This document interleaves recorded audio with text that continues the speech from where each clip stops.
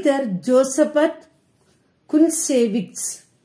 லோவன் குன்சேவிக்ஸ் எனும் இயற்பெயர் கொண்ட புனிதர் ஜோசபத் குன்சேவிக்ஸ் ஒரு போலிஷ் லித்துவேனியன் துறவியும் புனிதர் மகா பாசில் துறவர சபையை சார்ந்தவரும் உக்ரைனிய கிரேக்க கத்தோலிக்க திருச்சபையின் ஆயராக இருந்து திருச்சபையின் ஒற்றுமைக்காக உழைத்து மறைசாட்சியாக உயிர் துறந்தவரும் ஆவார்.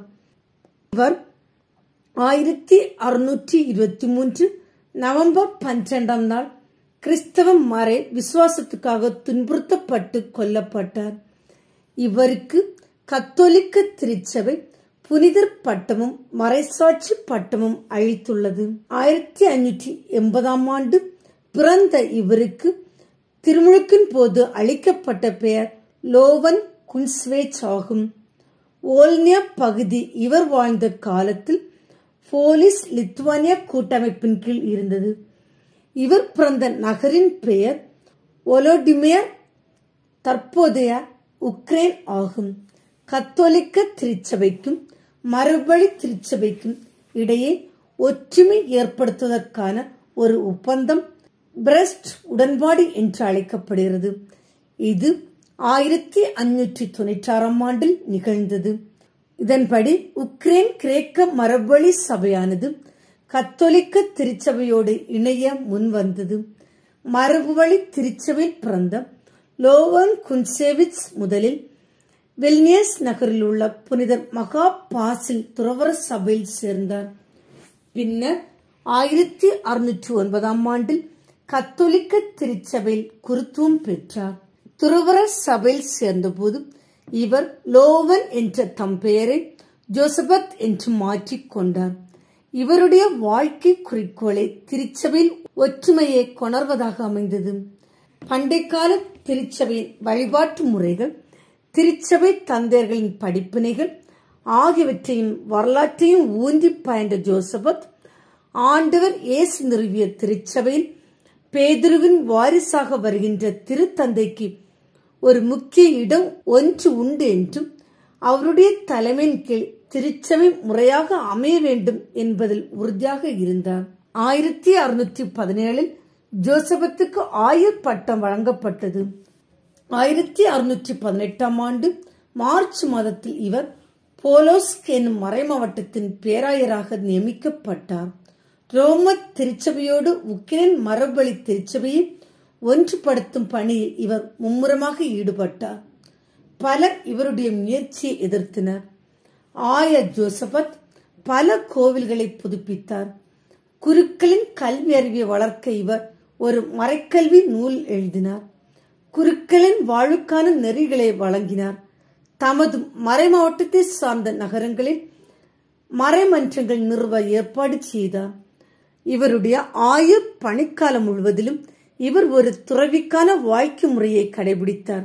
பல ஒருத்தல் முயற்சிகள் செய்து கடவுள் மட்டில் தமது பக்தியையும் மக்கள் மட்டில் தமது கரிசனையும் வெளிப்படுத்தினார்.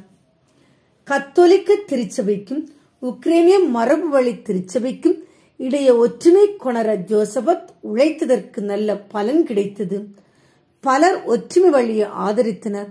ஆனால் சிலர் இவர் மட்டில் காழ்ப்புணர்வு கொள்ளலாயினர்.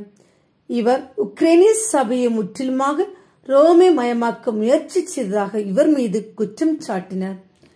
தம் ஆயர் பணியை நிறைவேற்றுவதற்காக இவர் மொகிலேவ் நகருக்கு சென்றபோது இவருடைய எதிரிகள் இவரை எதிர்த்தனர்.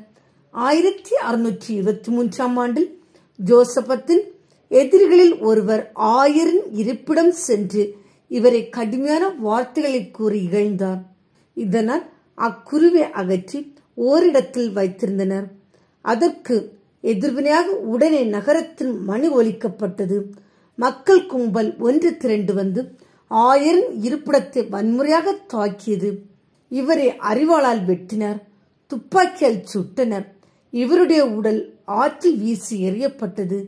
பல நாட்களுக்கு பின் இவருடைய உடல் கண்டெடுக்கப்பட்டு ரோமுக்கு கொண்டு செல்லப்பட்டு அங்கு புனித பேதுரு பேராலயத்தில் அடக்கம் செய்யப்பட்டது.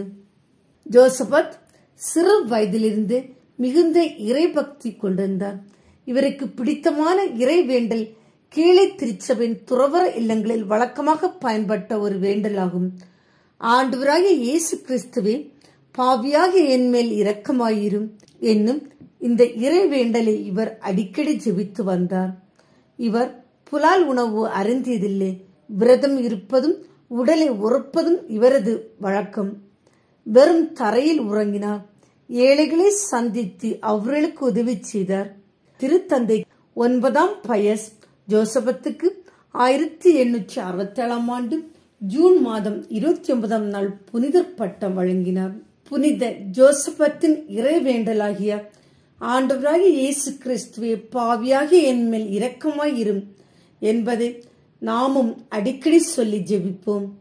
அதன் வழியாக இறைவனின் அருளை நிறைவாய் பெறுவோம். புனித ஜோசபத் எங்களுக்காக வேண்டிக் கொள்ளும்.